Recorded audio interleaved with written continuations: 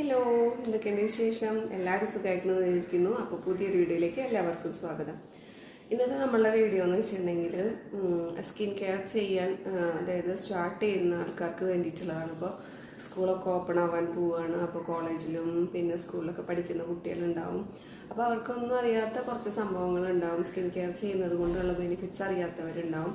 അപ്പോൾ അവർക്ക് വേണ്ടിയിട്ടാണ് ഇന്നത്തെ നമ്മളുടെ വീഡിയോ. അപ്പോൾ എല്ലാവരും സ്കിപ്പ് ചെയ്യാണ്ട് കാണാം. പിന്നെ കുറേ കമൻസ് വരുന്നുണ്ട്, ഞാനിങ്ങനെ ആവശ്യമില്ലാണ്ട് ഉള്ള കാര്യങ്ങളൊക്കെ സംസാരിക്കുന്നു എന്നുള്ളത്.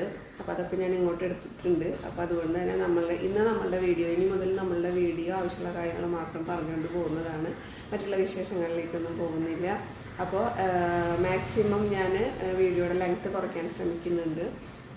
അപ്പോൾ പെട്ടെന്ന് നമുക്ക് വീഡിയോയിലേക്ക് പോകാം.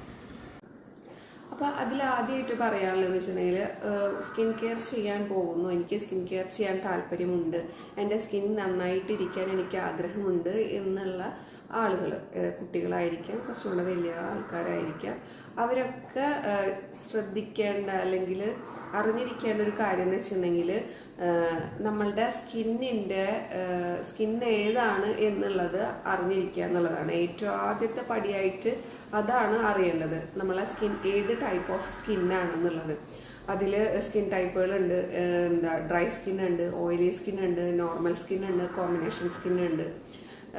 അങ്ങനത്തെ കുറച്ച് സ്കിൻ ടൈപ്പുകളുണ്ട്. അപ്പോൾ ഇതിലേതാണ് നമ്മളുടെ സ്കിന്നെന്ന് അറിഞ്ഞിട്ട് അതിനുള്ള പ്രൊഡക്ട്സ് യൂസ് ചെയ്യുക എന്നുള്ളതാണ്. ചൂസ് ചെയ്ത് യൂസ് ചെയ്യുക എന്നുള്ളതാണ്. അപ്പോൾ നിങ്ങളുടെ ഇപ്പോൾ എൻ്റെ സ്കിൻ എന്ന് വെച്ചിട്ടുണ്ടെങ്കിൽ കോമ്പിനേഷൻ സ്കിന്നാണ്. അപ്പോൾ കോമ്പിനേഷൻ സ്കിൻകാർക്ക് ഒട്ടുമിക്ക പ്രൊഡക്റ്റുകളും യൂസ് ചെയ്യാൻ പറ്റും എന്നുള്ളതാണ്. ഏറ്റവും ബുദ്ധിമുട്ട് എന്ന് വെച്ചിട്ടുണ്ടെങ്കിൽ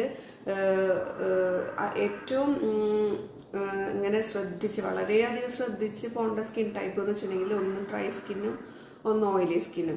അവർ നന്നായിട്ട് കെയർ ചെയ്ത് ഈ ഓയിലിയും ഡ്രൈ സ്കിന്നും ഈ രണ്ട് ടൈപ്പ് സ്കിന്നുള്ളവർ വളരെയധികം ശ്രദ്ധിച്ച് പ്രൊഡക്റ്റ് ചൂസ് ചെയ്തില്ല എന്നുണ്ടെങ്കിൽ ശരിക്കും സത്യമായിട്ടും നല്ല പണി കിട്ടും എന്നുള്ളതാണ്. കാരണം ചിലപ്പോൾ ഡ്രൈ സ്കിന്നുകാരെന്ന് വെച്ചിട്ടുണ്ടെങ്കിൽ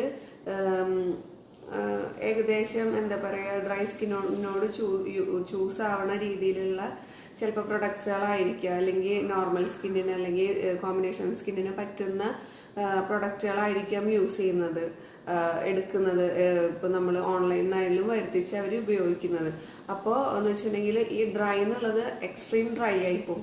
ഓയിലി സ്കിന്നാണെന്നുണ്ടെങ്കിലും ഇതേ ഒരു അവസ്ഥയാണ്. ഓയിലി സ്കിന്നിന് പറ്റുന്ന ഒരു പ്രൊഡക്റ്റ് അല്ല നമ്മൾ ഉപയോഗിക്കുന്നത് എന്നുണ്ടെങ്കിൽ, ചൂസ് ചെയ്ത് ഉപയോഗിക്കുന്നത് എന്നുണ്ടെങ്കിൽ അവർ എക്സ്ട്രീം ഓയിലായി പോവും അവരുടെ സ്കിന്ന്. അപ്പോൾ എന്ന് വെച്ചിട്ടുണ്ടെങ്കിൽ ബ്രേക്ക്ഔട്ട്സ് അങ്ങനെയുള്ള പല പല പ്രോബ്ലംസ് വരാനുള്ള സാധ്യതയുണ്ട്.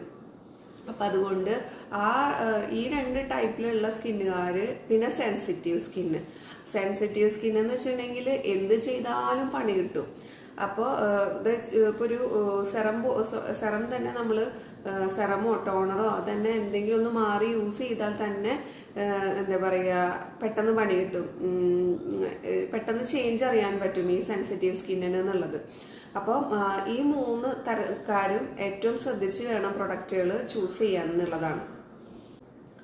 അപ്പം അങ്ങനെ പ്രൊഡക്റ്റ് ചൂസ് ചെയ്തതിന് ശേഷം നമ്മളെ സ്കിൻ ടൈപ്പ് പറഞ്ഞു, നമുക്ക് ആവശ്യം എന്താണ്, ഒരു സ്കിൻ കെയർ ചെയ്യുന്ന സമയത്ത് നമുക്ക് ആവശ്യമായിട്ടുള്ള സംഭവങ്ങൾ, ഒരു ക്ലെൻസർ ആവശ്യമാണ്. CTMS എന്ന് പറയുന്ന പ്രോസസ്സിലൂടെയാണ് നമ്മൾ എന്ത് ചെയ്യുന്നത്, സ്കിൻ കെയർ ചെയ്യുന്നത്. അപ്പം നമുക്ക് ക്ലെൻസർ ആണ് ആദ്യം ആവശ്യം വേണ്ടത്. അപ്പം നല്ല ക്ലെൻസർ ഒരെണ്ണം സെലക്ട് ചെയ്യുക. ഞാൻ മറ്റേ സെറ്റാഫിലിൻ്റെ ക്ലെൻസറാണ് ഞാൻ യൂസ് ചെയ്യുന്നത്.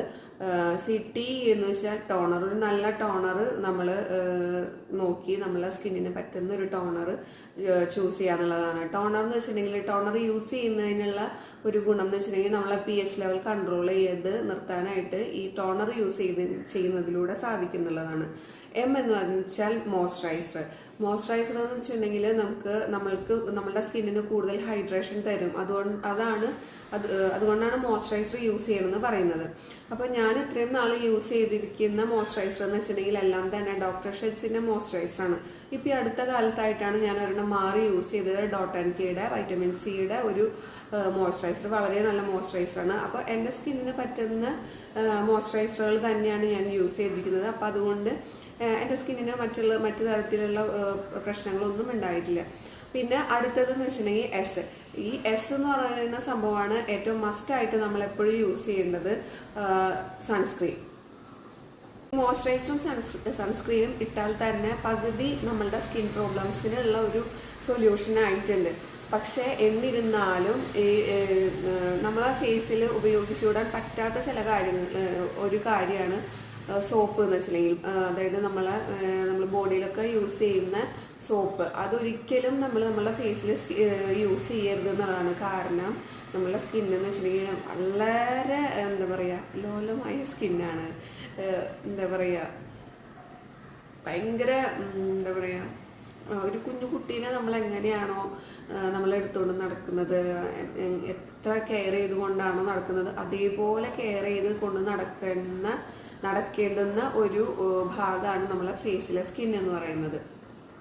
അപ്പോൾ അതിന് അത്രയും മാത്രം കെയർ ചെയ്തിട്ട് വേണം കൊണ്ടു നടക്കാൻ. അപ്പോൾ അതുകൊണ്ട് തന്നെ അതിനുള്ള പ്രൊഡക്ട്സും സെപ്പറേറ്റ് ആണ്. മുമ്പൊക്കെ എന്ന് വെച്ചിട്ടുണ്ടെങ്കിൽ സോപ്പിന് അപ്പോൾ പലരും ചോദിക്കാമോ പണ്ട് കാലത്തൊക്കെ ഈ എന്താ പറയുക ഇതുപോലുള്ള പ്രൊഡക്ട്സ് യൂസ് ചെയ്തിട്ടാണോ ഇങ്ങനെ അമ്മമാരൊക്കെ നടന്നിരുന്നത്? അല്ല.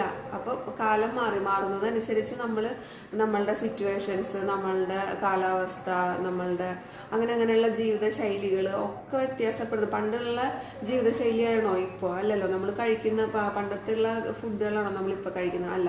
അപ്പം അതുകൊണ്ട് തന്നെ പല പല ചേഞ്ചസ് നമ്മളുടെ ഫേസിലായാലും സ്കിന്നിലായാലും വന്നുകൊണ്ടിരിക്കും എന്നുള്ളതാണ്. ഇപ്പം നമ്മൾ പുറത്തേക്ക് ഇറങ്ങുമ്പോൾ തന്നെ എത്ര വാഹനങ്ങളാണ് പുറത്തോട്ടൊന്ന് ഇറങ്ങി വന്ന് നമ്മളൊരു വെറ്റ് ടിഷ്യൂ എടുത്ത് നമ്മളെ ഫേസ് ഒന്ന് തുടച്ച് കഴിഞ്ഞിട്ടുണ്ടെങ്കിൽ അതിൽ നിന്ന് എന്തുമാത്രം ഡേർട്ടാണ് നമുക്ക് കിട്ടുന്നുണ്ടാവുക. ഞാൻ നോക്കിയിട്ടുള്ള കാര്യമാണ്. അപ്പോൾ അതിൽ നിന്നൊക്കെയാണ് എനിക്ക് മനസ്സിലായിട്ടുള്ളത്, നമ്മളിങ്ങനെ സ്കിൻ കെയർ ചെയ്ത് കൊണ്ടുപോയില്ല എന്നുണ്ടെങ്കിൽ നമുക്ക് മുട്ടം പണി കിട്ടും ഉള്ളത് സത്യമായിട്ടുള്ള കാര്യമാണ്. പിന്നെ വേറൊരു കാര്യം എന്ന് വെച്ചിട്ടുണ്ടെങ്കിൽ നമ്മൾ ഒരിക്കലും ഹോം റെമഡീസ് ചെയ്ത് നോക്കരുത്. എന്ന് വെച്ചിട്ടുണ്ടെങ്കിൽ ഹോം റെമഡീസ് എന്ന് വെച്ചിട്ടുണ്ടെങ്കിൽ വീട്ടിലുള്ള സംഭവങ്ങൾ വെച്ച് നമ്മൾ പൊടിക്കൈകളൊക്കെ ചെയ്തു നോക്കാറില്ലേ? സ്ക്രബായിട്ട് പഞ്ചസാര യൂസ് ചെയ്യാറുണ്ട്. പിന്നെന്താ പറയുക, മറ്റേ ലെമണിൻ്റെ നീര് നമ്മൾ യൂസ് ചെയ്യാറുണ്ട്. തക്കാളി, പിന്നെ എന്താ പറയുക അങ്ങനെയുള്ള പല സംഭവങ്ങൾ. ഇതൊക്കെ എന്ന് വെച്ചിട്ടുണ്ടെങ്കിൽ ഇതിലൊക്കെ ഒരു പരിധി വരെ പലതരം ആസിഡ്സ് അടങ്ങിയിട്ടുള്ളതാണ്. സിട്രിക് ആസിഡ് ആയാലും ലാക്റ്റിക് ആസിഡ് ആയാലും അതുപോലുള്ള സംഭവങ്ങൾ അടങ്ങിയിട്ടുള്ളതാണ് ഈ നമ്മൾ യൂസ് ചെയ്യുന്ന ഹോം റെമഡീസ് പോലും. അപ്പം നമ്മൾ ഈ ഹോം റെമഡീസ് ഒക്കെ എടുക്കുന്ന സമയത്ത് അത് കൃത്യമായിട്ടുള്ള റേഷ്യോയിലല്ല എടുക്കുന്നത് എന്നുണ്ടെങ്കിലും നമ്മളുടെ സ്കിന്നിന് പണി കിട്ടാനുള്ള സാധ്യതയുണ്ട്. സത്യം പറഞ്ഞാൽ ഞാൻ ഹോം റെമഡീസ് ചെയ്തുകൊണ്ടിരുന്ന ഒരാളായിരുന്നു.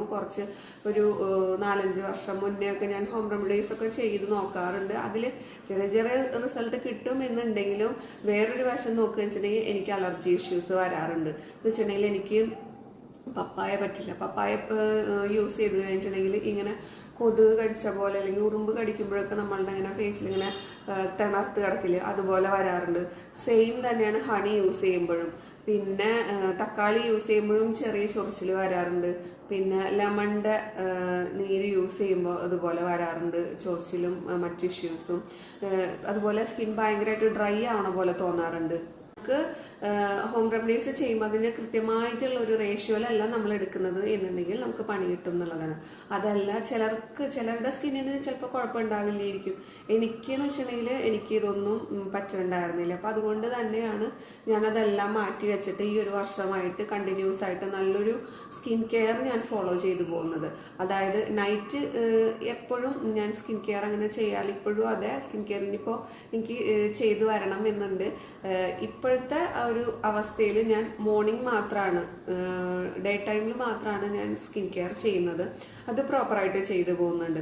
അപ്പോൾ അതിൽ ഞാൻ ചെയ്യുന്ന ഒട്ടുമിക്ക പ്രൊഡക്ട്സും, വാങ്ങിക്കുന്ന പ്രൊഡക്ട്സ് മിക്കതും നമ്മളെ ഡോക്ടർ ഷെഡ്സിൻ്റെ പ്രൊഡക്ട്സ് തന്നെയാണ്. എന്ന് വെച്ചിട്ടുണ്ടെങ്കിൽ അത് നമ്മളെ ഇന്ത്യൻ സ്കിന്നിന് വേണ്ടിയിട്ടുള്ളതും പിന്നെ ഡെർമറ്റോളജിക്കലി ടെസ്റ്റ് ചെയ്തിട്ടുള്ളതുമായിട്ടുള്ള പ്രൊഡക്റ്റുകളാണ് അവരുടെ എല്ലാ പ്രൊഡക്ട്സും. പിന്നെ പറയുക വെച്ചിട്ടുണ്ടെങ്കിൽ സെറംസ് നമുക്ക് യൂസ് ചെയ്യാം. എന്ന് വെച്ചിട്ടുണ്ടെങ്കിൽ ഒരു 25 വയസ്സിന് താഴെയുള്ളവർ ആരും സെറംസ് യൂസ് ചെയ്യണം എന്നില്ല.